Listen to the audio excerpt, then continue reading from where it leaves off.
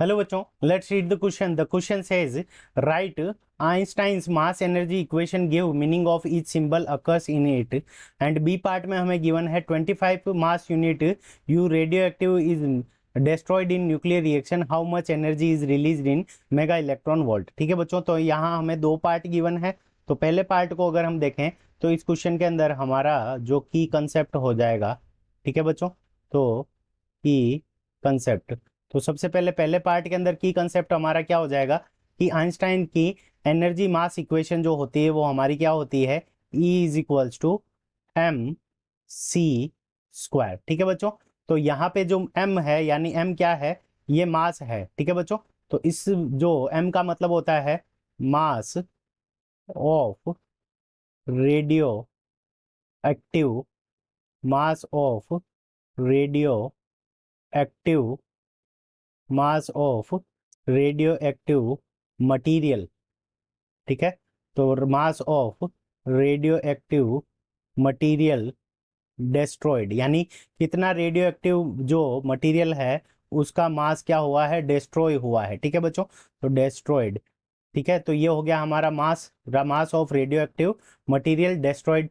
और यहाँ पे सी क्या है, सी है यहाँ पे वेलोसिटी ऑफ लाइट। ठीक है बच्चों, velocity of light, velocity of light.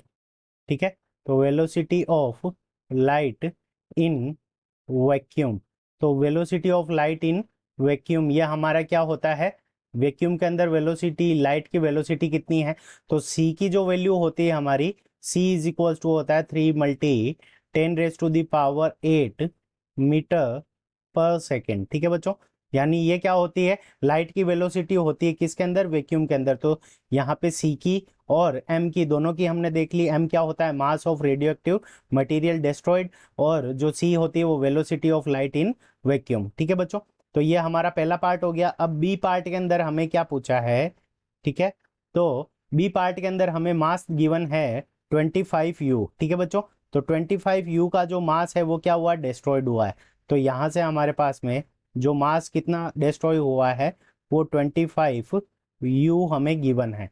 ठीक है, 25U हमें ये मास गिवन है।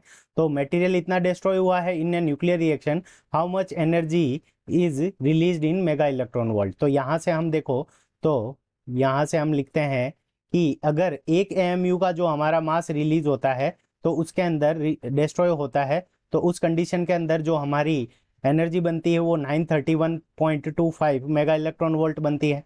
तो यहाँ से हम लिख देंगे energy, energy released, energy released by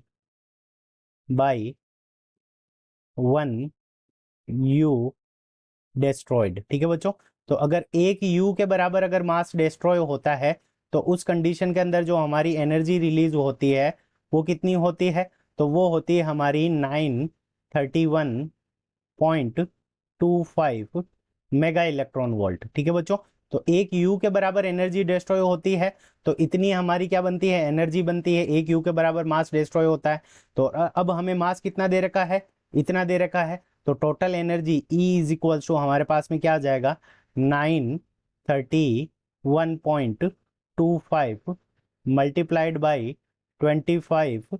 ठीक है, तो इतना मास डिस्ट्रॉय हुआ तो इसके साथ में जो हमारी एनर्जी हो जाएगी वो हो जाएगी 23,281.25 मेगा इलेक्ट्रॉन वोल्ट। ठीक है बच्चों, तो ये इतनी एनर्जी हमारी क्या होगी, रिलीज होगी। तो ये हमारे बी पार्ट का आंसर हो गया, यानी एक मास के अंदर इतनी एनर्जी डिस्ट्रॉय होती है तो 25U के अंदर इतनी एनर्जी क्या होगी, रिलीज होगी। ठीक है, तो एक मास का भी ये हमें पता है 931.25, तो और 25U के अंदर ये इतनी एनर्जी रिलीज होगी। तो ये हमारे इस क्वेश्चन का करेक्ट आंसर है। I hope you understood it well, best of luck.